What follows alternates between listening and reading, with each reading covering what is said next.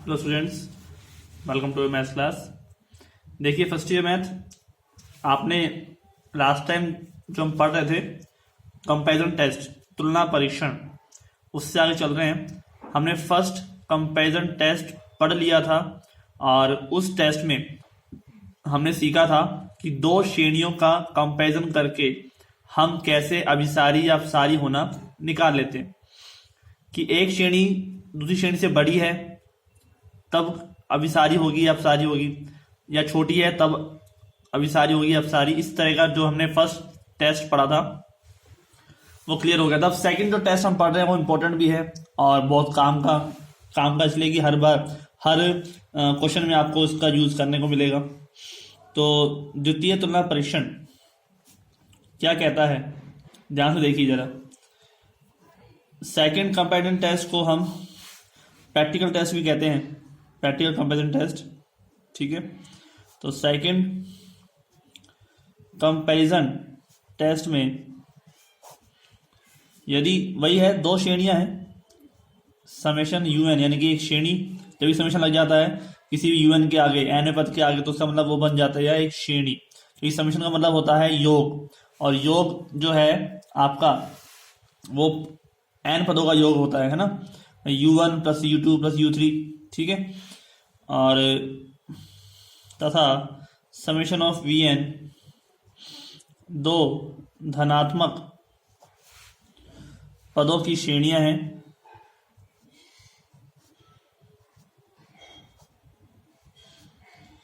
तथा यदि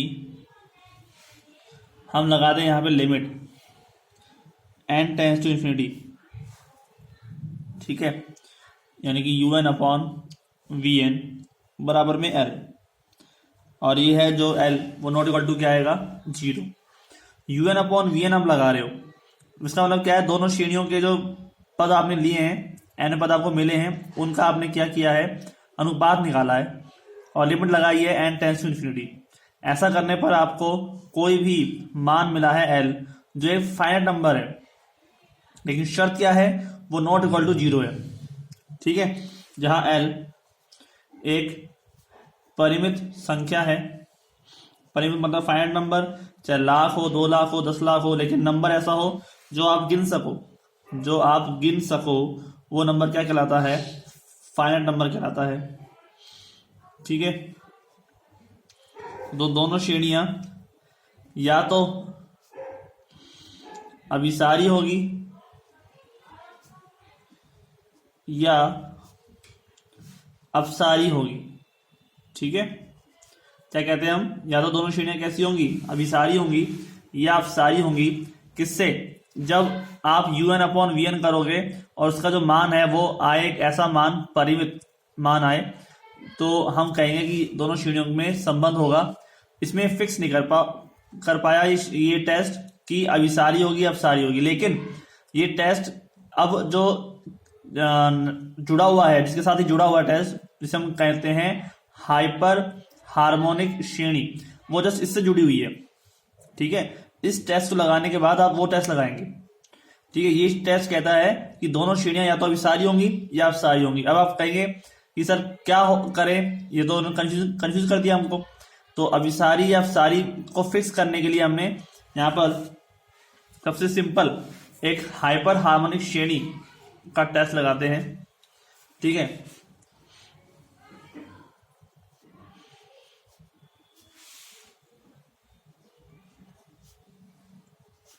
और इससे आपको पता चल जाएगा कि श्रेणी जो है वो अभिसारी होगी अपसारी। ठीक है, यहाँ पे दोनों का संबंध है, un अभिसारी है तो vn भी अभिसारी, और vn अभिसारी है तो un भी अभिसारी होगा। हाँ, ये बात है कि vn जो है ना, यहाँ पर un का अभिसरण निकालने के लिए ली जाती है। ठीक है, ये बात ध्यान रखना, vn जो है वो हम अपनी तरफ से लेंगे। vn श्रेणी, vn जो है ना वो एक सहायक श्रेणी होती है un की। ठीक है, क्या होती है, सहायक श्रेणी, ऑक्सिलरी सीरीज, ऑक्सिलरी सीरीज कहते हैं इसे हम। vn एक सहायक श्रेणी है, किसकी सहायक श्रेणी है, un की। तो un का अभिसरण ज्ञात करने के लिए हमने vn को माना है और अपनी तरफ से माना है। तो वीएन को मानने के लिए कैसे मानते हैं ये हम आपको क्वेश्चन के अंदर बता देंगे, बिल्कुल सिंपल तरीका, एग्जैक्टली वही आप मानोगे, ठीक है, समझ भी जाओगे। तो वीएन को आप अपनी तरफ से एक श्रेणी मानोगे और जिसका यूज हम यूएन के अभिसरण को ज्ञात करने के लिए कर रहे हैं, इसलिए हम वीएन को क्या कहते हैं, सहायक श्रेणी कहते हैं। क्लियर। अब हम लेते हैं हाइपर हार्मोनिक श्रेणी का अभिसरण। ठीक है, वीएन ऐसा चूज करना है हमको, ये बात ध्यान रखिए, वीएन ऐसा चूज करना है जिसमें जो लिमिट हम यूएन अपॉन वीएन लगा रहे हैं ना, वो अशून्य प्राप्त हो और परिमित राशि प्राप्त हो। ठीक है, परिमित प्राप्त हो और अशून्य, यानी कि कुछ ना कुछ नंबर आपको मिलना चाहिए, ये बात याद रखें। तो क्या है श्रेणी, हाइपर हार्मोनिक श्रेणी क्या है?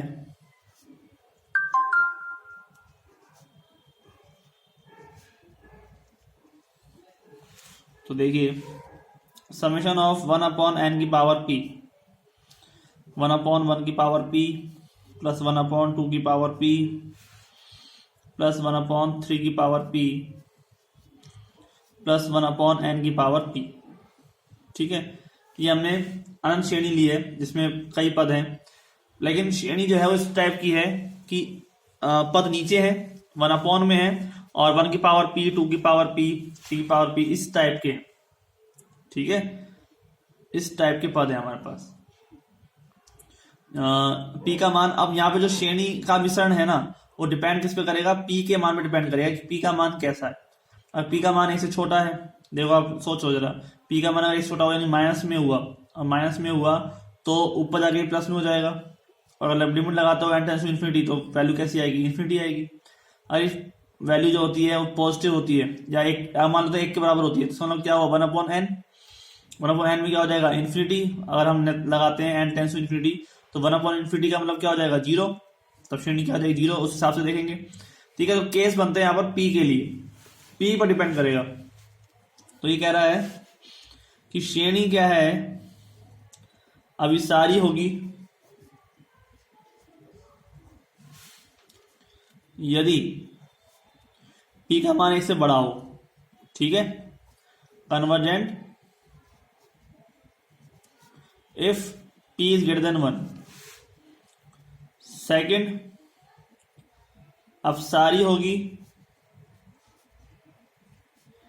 यदि p is less than equal to 1, या तो 1 के बराबर या 1 से छोटा। ठीक है, कोई दिक्कत नहीं।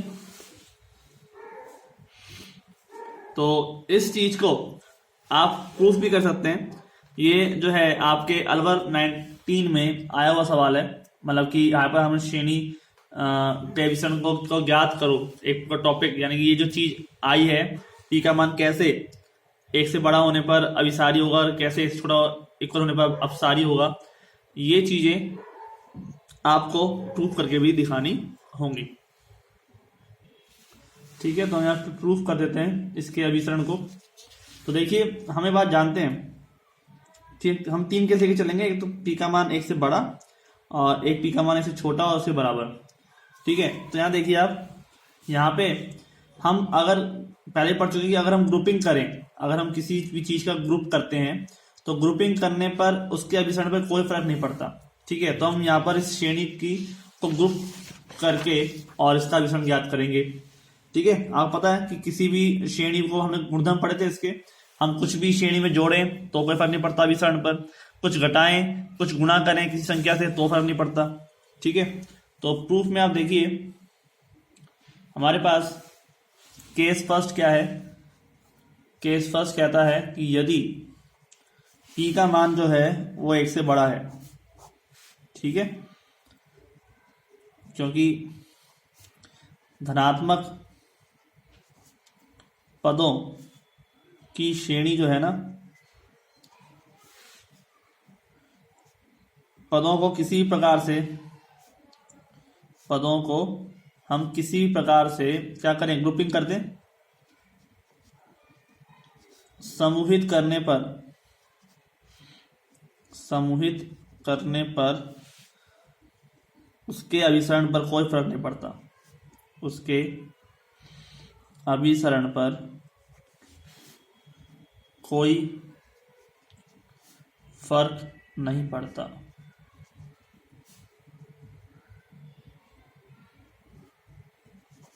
ठीक है, सही है। तो यहाँ देखिए आप 1/n की पावर p इक्वल टू 1/1 की पावर p प्लस 1/2 की पावर p प्लस 1/3 की पावर p प्लस 1/4 की पावर p, ऐसे मैंने ग्रुपिंग कर दी। ठीक है, दिख रहा है आपको, 2 और 3 को रख लिया एक साथ, बाई टर्म को एक साथ लिख लिया। अब हम पहले इसको लेके चलते हैं। ठीक है, आप जानते हैं, देखो 2 जो होता है ना वो 3 वो होता है 2 से बड़ा। ठीक है, होता है, इसका मतलब 3 की पावर अगर मैं p करता हूं तो वही बड़ा होगा किससे, 2 की पावर p से होगा। लेकिन मैं इसे उल्टा कर दूंगा, अगर इसको उल्टा कर दूं तो 1/3 की पावर p जो है वो छोटा हो जाएगा 1/2 की पावर p से। ये बताओ, जानते ही हैं कि जो टर्म ऊपर बड़ी है तो नीचे आगे क्या हो जाएगी, छोटी हो जाएगी। ठीक है, तो 2 की पावर p बड़ा हो जाएगा। तो इसका मतलब देखिए आप, अगर मैं इसमें जो चीज बड़ी है उसी को लेकर चलूंगा, मैं याद रखना 1/2 की पावर p प्लस 1/3 की पावर p को मैं क्या लिख सकता हूँ, 1/2 की पावर p तो ऐसे कैसे। ठीक है, लेकिन 1/3 की पावर p जब लिखा मैं 1/2 की पावर p तो ये वैल्यू बढ़ जाएगी, क्योंकि ये बड़ा है इससे तो वैल्यू बढ़ जाएगी, और बढ़ने पर क्या हो जाएगा, 2/2 की पावर p जुड़ने पर हो जाएगा। नेक्स्ट में 1/4 की पावर p, 1/5 की पावर p, इस सब को भी मैं लिख लेता हूं एक ही टर्म में। और सबसे बड़ी टर्म कौन सी है इन सब में, 4 की पावर p है। तो जैसे जैसे टर्म बढ़ती जाती है वैसे मान कम होता जाता है, उल्टे 1/, में नीचे वाला जो मान अगर बड़ा होगा तो कुल मान जो है वो छोटा हो जाएगा। ठीक है, तो इसके हिसाब से मैं अगर इन सबको 1/4 की पावर p में लिखना चाहूं तो मैं लिख सकता हूं, लेकिन ये मान हमेशा क्या रहेगा, बड़ा रहेगा। भाई 5 जो है वो बड़ा है 4 से, 6 भी बड़ा है 4 से, 7 भी बड़ा है 4 से, लेकिन 1/5 छोटा है 1/4 से, 1/6 छोटा है 1/4 से। ठीक है ना।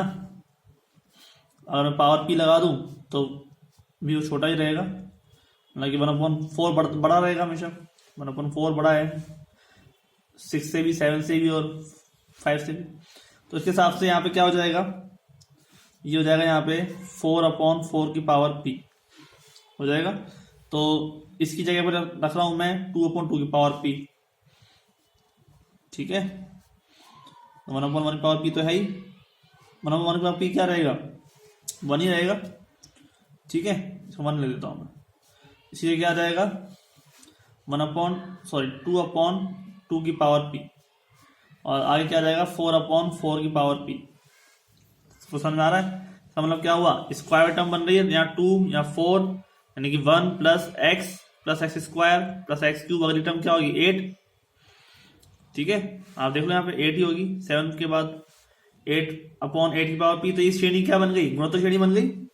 ठीक है, दाएं पक्ष में यानी कि राइट साइड, दाएं पक्ष में श्रेणी जो है गुणोत्तर श्रेणी है, श्रेणी गुणोत्तर श्रेणी है। ठीक है, जिसका सार्व अनुपात जो है, जिसका सार्व अनुपात तो कितना होगा, ये गुणोत्तर श्रेणी है, समझ में आ रहा है ना। गुणोत्तर श्रेणी कैसे होती है, 1 प्लस x स्क्वायर टाइप की। ठीक है, स्क्वायर है इसका, आगे टर्म में x³ आ जाएगा। जब आप करोगे तो हमेशा 8, यहाँ पे देखो आप 8 ही आएगा 1/8 की पावर p, फिर 9 की पावर p ऐसे आएगा, और सबके में छोटा कौन होगा, वो बड़ा कौन होगा, 1/8 की पावर p होगा, तो आप वही लोगे टर्म। ठीक है, समझ में आ गया। तो एक गुणोत्तर श्रेणी है ये, और गुणोत्तर श्रेणी इसका सार अनुपात आपके पास देखिए 2/4 की पावर p में डिवाइड करो आप 2/2 की पावर p, तो क्या बचता है 2/2 की पावर p बचेगा, 2 से 2 कट जाएगा, 4 की पावर p से 4 में तो भी 2 की पावर p बचेगा।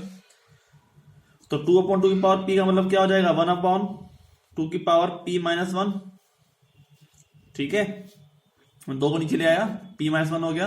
अब ये जो मान है ना आपका, ये पूरा मान, ये पूरा का पूरा जो मान है वो 1 से छोटा होगा। क्यों होगा? क्योंकि हमने जो कंडीशन लेके चल रहे हैं वो क्या है, p 1 से बड़ा है। अब p 1 से बड़ा है इसका मतलब मान है तो 2 है, तो 2 में से 1 गया तो 1, तो 1/2 जो है वो 1 से छोटा हो जाएगा। मान लो हम ले लेते 3, तो 3 माइनस 1 2, तो 1/4 वो भी 1 से छोटा हो जाएगा। जो ये वाला जो मान है ना वो 1 से तो बड़ा कभी हो सकता ही नहीं है, ठीक है, -1 और 1 के बीच में रहेगा, ठीक है। और गुणोत्तर श्रेणी कहती है जब मान 1 से छोटा होता है, यानी कि 1 और -1 के बीच में होता है, तो श्रेणी कैसी होती है, अभिसारी होती है। श्रेणी कैसी होती है, अभिसारी, ठीक है, श्रेणी अभिसारी होती है। क्लियर, तो दिक्कत नहीं। तो इसका मतलब क्या हुआ, p का मान अगर 1 से बड़ा है तो श्रेणी क्या है, अभिसारी है, ठीक है। मैं नीचे देता हूं, ये सिद्ध हो गया हमारा। भैया आपको गुणोत्तर श्रेणी का रूल देख लेना आप कि -1 और +1 के बीच में मान कैसा होगा, x का मान अगर समानुपात हो तो श्रेणी कैसी होती है, अभिसारी। p > 1 के लिए अभिसारी है।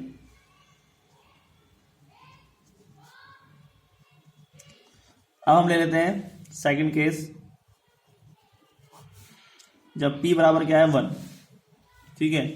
इस कंडीशन में हम वही बनाते हैं जो श्रेणी बना रहे हैं हम, 1/p 1 + 1/2 + 1/3 + 1/4, सारे p हट गए, सारे p हमने हटा दिए, ठीक है। लेकिन श्रेणी को हम क्या करेंगे, समूहित तो करेंगे, ग्रुपिंग तो करेंगे उसकी। श्रेणी को निम्न प्रकार समूहित करने पर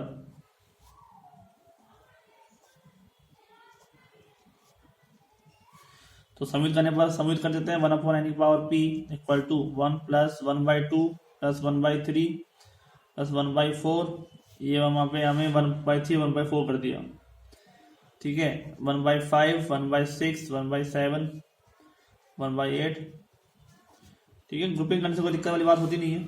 तो 1 + ½ यहाँ देखिए, क्योंकि सारे मान को एक जैसे ले रहे हैं ना, 1 + ½ जो है ना वो बड़ा होगा 1/2 से, आप जानते ही, ठीक है। 1/3 + 1/4 ये बड़े होंगे 1/4 + 1/4 से, क्योंकि नीचे वाली वैल्यू जो है वो बड़ी है, 1/3 छोटी है, मतलब कि 1/3 में 3 छोटा है, 4 बड़ा है। तो लेकिन उल्टा आ जाओगे तो 1/4 छोटा हो जाएगा, 1/3 बड़ा हो जाएगा, ठीक है। तो मैंने दोनों के अकॉर्डिंग यहाँ पे छोटे वाले में लिख दिया मान, तो यानी कि ये वाली वैल्यू बड़ी कर दी हमने, इस वाली वैल्यू बड़ी कर रहे हैं, ठीक है। ऐसे हम 1/5 1/6 1/7 1/8 में सबसे छोटा मान जो है वो ले रहे हैं, तो 1/8 1/8, ठीक है। कितनी बार, 4 बार, तो 4/8 यानी कि 1/2, ठीक है। तो मान रख दो 1/n/p में ये बड़ा है 1/2, सब जगह 1/2 आ रहा है, ठीक है। तो समझो श्रेणी जो बन गई वो कैसी बन गई, गुणोत्तर श्रेणी बन गई। श्रेणी गुणोत्तर श्रेणी है, समानुपात कितना है, 1, श्रेणी गुणोत्तर है तथा सार अनुपात कितना है, 1 है,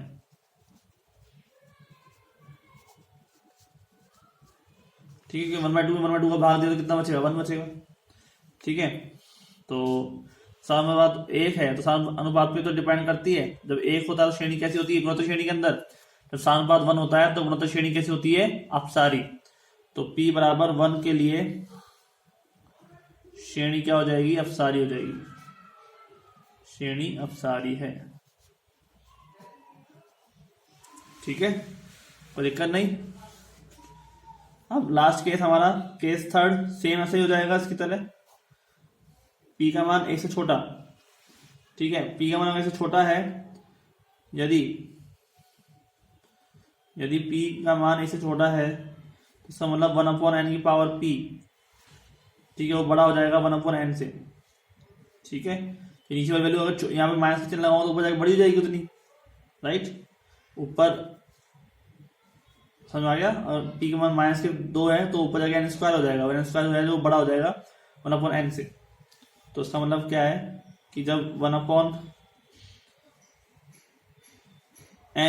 के अकॉर्डिंग, ये 1/n तो क्या है, अभिसारी है और अपसारी है, तो उससे छोटी वाली वो बड़ी वाली भी क्या होगी, अपसारी हो जाएगी। ठीक है, अतः केस सेकंड से समेशन ऑफ 1/n क्या हो जाएगी, अपसारी। ठीक है, कोई दिक्कत नहीं, समझ में आ गया। तो तीनों केस हो गए अकॉर्डिंग, पी का माना वैसे छोटा है तो अपसारी, बड़ा बराबर है तो अपसारी, और बड़ा है तो अभिसारी। तो स्टूडेंट्स आज के लिए इतना ही, मिलते हैं नेक्स्ट लेक्चर में। ठीक है, समझ में आ गया हो, कोई दिक्कत हो तो आप पूछ सकते हैं। Thank you.